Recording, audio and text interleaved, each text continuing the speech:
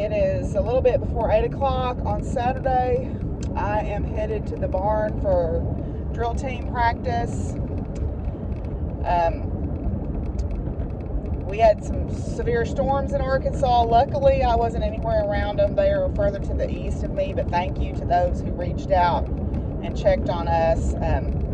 Apparently, those storms got pretty rough over to the east. Most of the storms didn't even fire up until that front was past me. Had a couple of pretty hard showers of rain up in the night, but nothing severe for us. So we're very thankful that it dodged the bullet, but it is sad that there were some losses of life further to the east, from what I understand.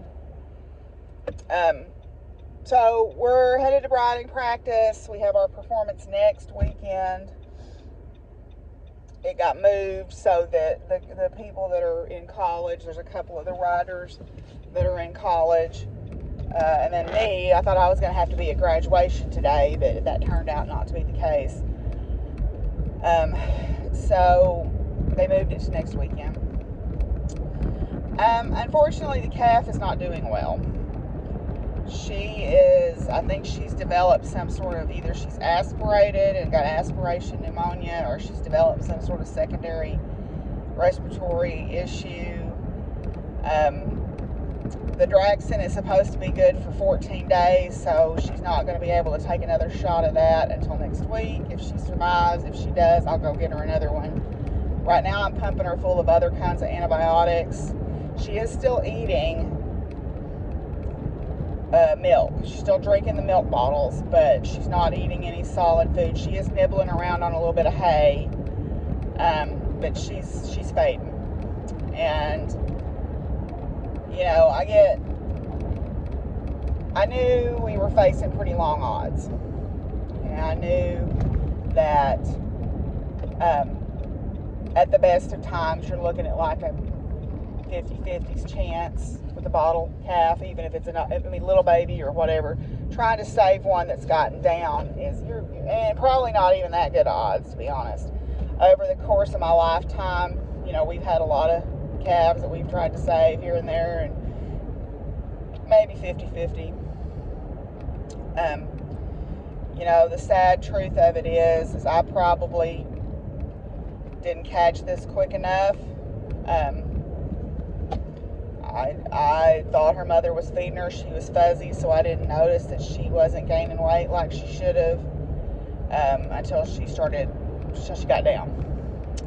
And that's on me. You know, that's one of the downsides of owning cattle, and, you know, I just didn't catch it in time. But, you know, I'm doing what I can for her. I've given her antibiotics and electrolytes and probiotics, and I'm feeding her the best feed that we can get, and, you know, trying to get some calories into her. But at the end of the day, she's got to have some will and some heart, and I just see that light going out. Frankly, I told my knitting group that I talked to online, I was figuring she would die last night. But she was still alive this morning, and I got her to eat half a bottle. So, you know, she's a fighter. She's not ready to give up yet, so I'm not going to give up on her. So that's the heartbreak of being a farmer, raising stock.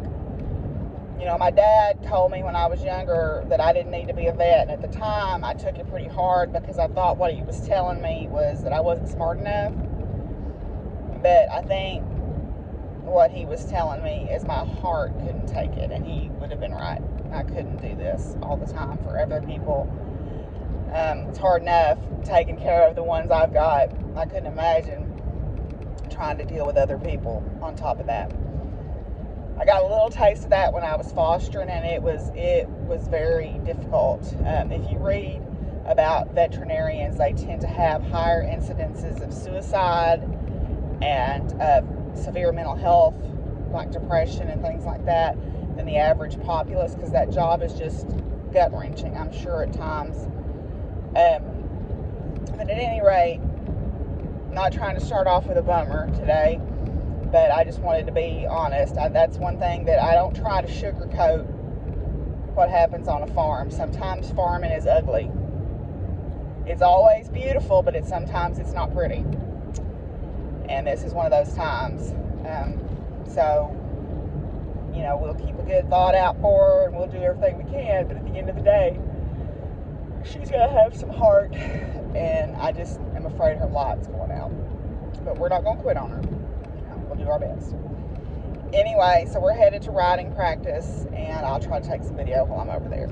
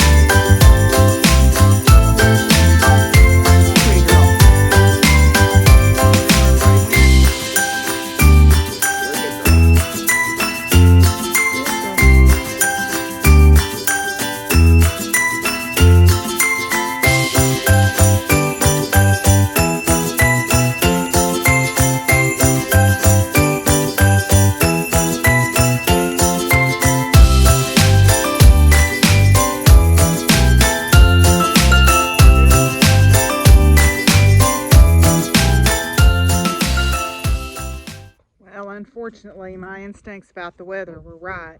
Now here we were okay. It didn't fire up and get bad until it was east of us, but for those of you following the news, eastern Arkansas and Kentucky and Illinois got hit pretty good. I know Joshua Johnson, who is the geocaching blogger who I followed for years, he said the university where his kids go in Bowling Green got hit, and there were some students killed, and one of the students that was killed was due to graduate today. So that's extremely heartbreaking news. It's always gives me some pause to think about, you know, those families that will have instead of facing a joyful occasion, are going to be facing a tragic occasion. So I hate to hear that. I'm home from riding practice. We had a small number today because two of the families, unfortunately, are sick. And so we lost 4 riders as a result of that today. Hopefully they'll get over whatever's ailing them in time to attend the actual event. Calf is still, she's just fading fast. I don't think we've got much hope here, but I got some more antibiotics in her and some more food in her, so we'll see. You know, that's the downside of farming. Like I said, it's not always pretty. Even when it's a beautiful life, it's not always a pretty life. So it's quite a bit chillier here today. That cold front that pushed those storms ahead of it is in full effect here today. So I've eaten some lunch already, and I'm gonna head out and put my hay out and then get to work on my sorting project in there.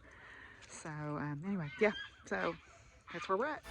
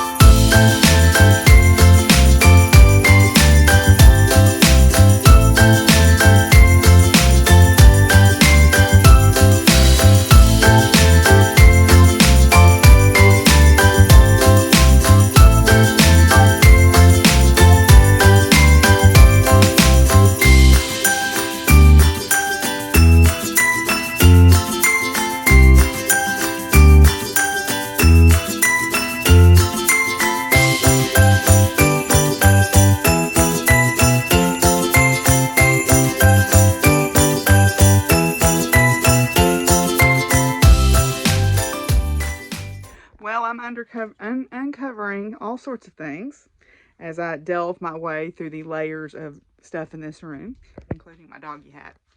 There's a lot of memories in this room too. I thought I'd share a couple of things with you. First thing I'll share is it's my D&D dice. Oh my goodness. Yep, it's my D&D dice from back when I played in grad school. See? That's not all of them. But yep, there they are, my D&D dice. So maybe someday I'll play again. But I'll show you a couple other things. Let me turn the camera around. Okay, this is a little, well, not little. This was one of my mom's biggest pieces that she ever made. That's her initials there, Betty June Burris, 1981. This was called the printer's tray, I think. I don't know whose pattern it was, but she made this and had it professionally framed. And I had it hanging up for a while in the kitchen, but then I took everything down out of the kitchen to try to do some stuff in there, and then I've never gotten it done, so it's been back here. But yeah, this is my mom's biggest cross-stitch piece, or one of the bigger cross-stitch pieces that she ever made. So yep, it's called the printer's tray. These little guys were in my mom's stuff. They were cut out, and so I finished them, and they've got they're holding these little garlands with little trinkets and stars and things on them.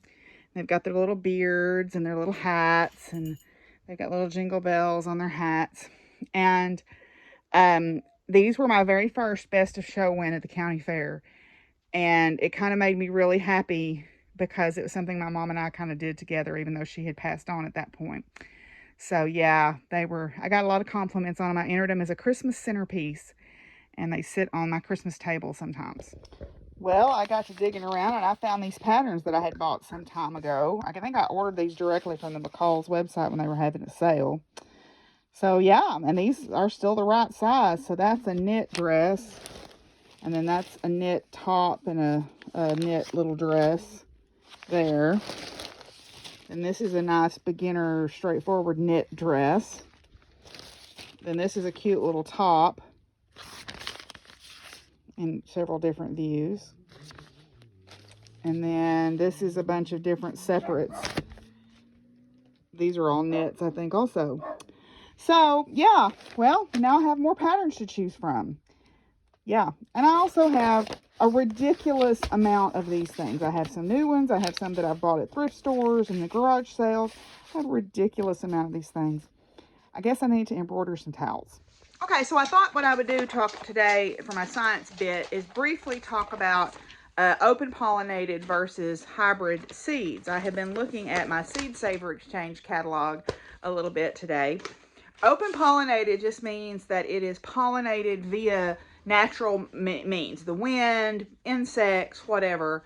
So the plant that created those seeds was pollinated through natural mechanisms, generally by another of its same variety.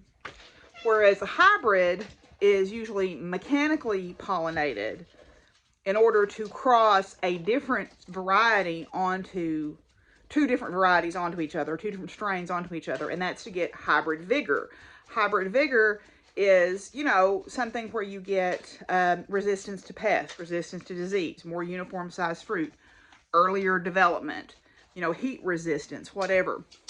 And so hybrid is not necessarily a bad thing.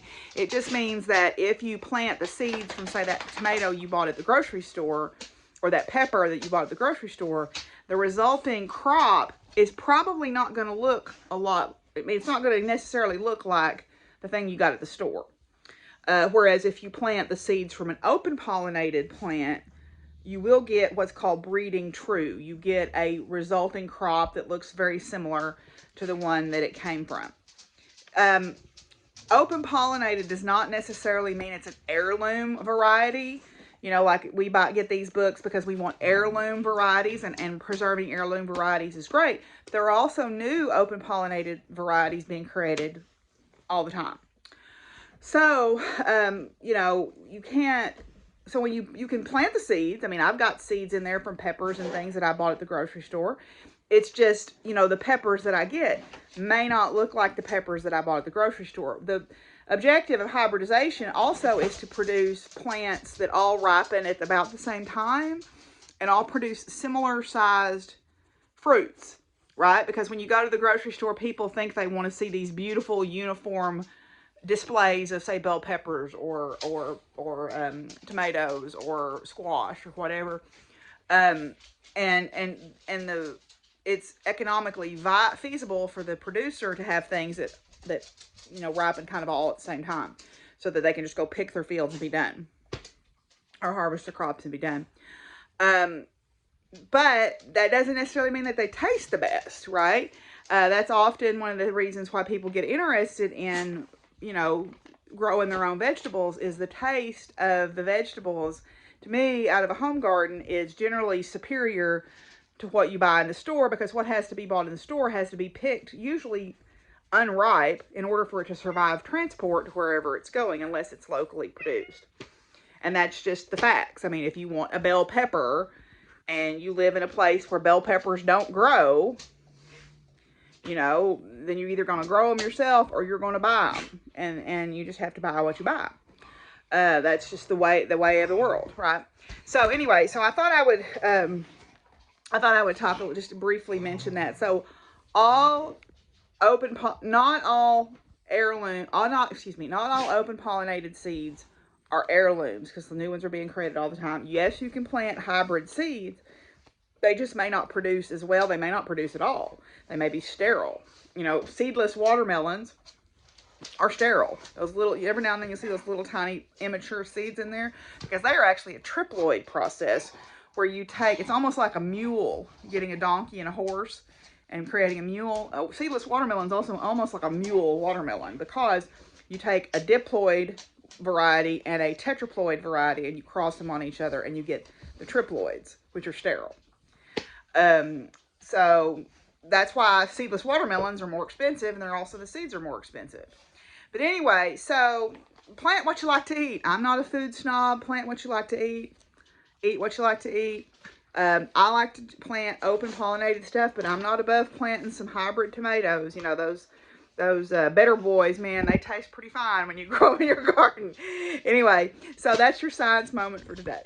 Okay, I'm taking a little bit of a break from sorting back there. I brought some boxes of patterns and stuff out to the bedroom, and I think I'm gonna spend some time sorting those out into like different crafts, so that I can kind of organize them a little bit better. But I think this is where I'm gonna end the video for today. I'm gonna show you my, this is Love Potion, my hot chocolate. My paper that tells what this is currently covered up with some stuff, so I'll have to get back to you on what this is. This is day 11 from Stitchy Box. Maybe beads or something. Oh, it's another little charm. It's a little stocking. I don't know how well you can see that. It's a little red stocking. How sweet is that?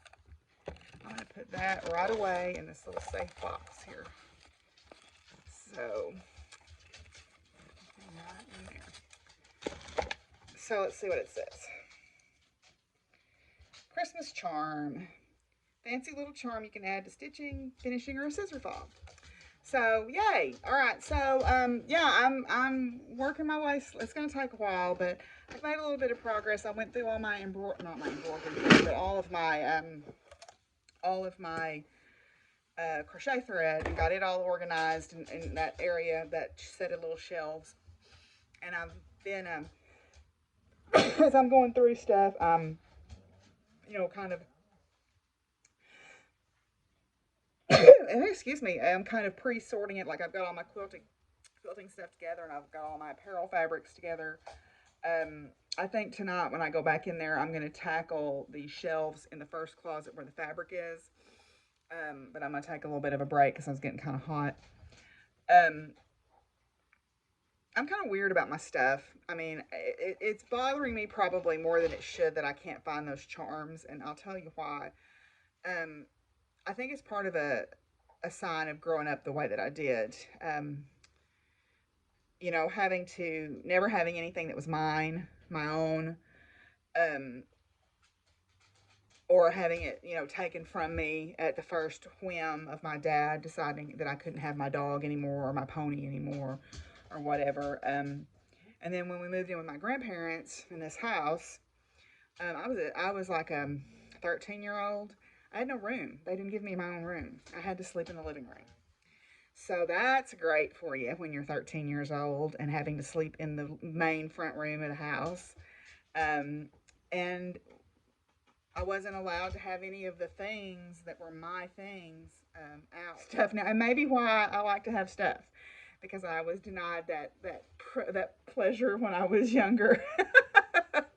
You know, I mean, I look back on those memories, and while they're not pleasant at times, they do explain a lot about why I am the way that I am now. Oh me. Um, I haven't checked on the calf again. I'm going to go out and check on her in a little bit. I'm not feeling very hopeful about her situation.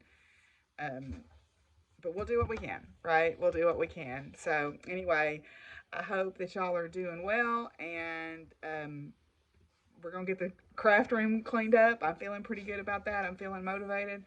So we'll get that straightened up, and maybe we'll find those charms. And if I don't find them, I don't find them. I've just kind of had to give up on the idea of maybe finding them because they've been gone for 2 years, and I really don't have any clue where they were at, where they're at. Hi, Satchel. Can I help you? Satchel. Satchel.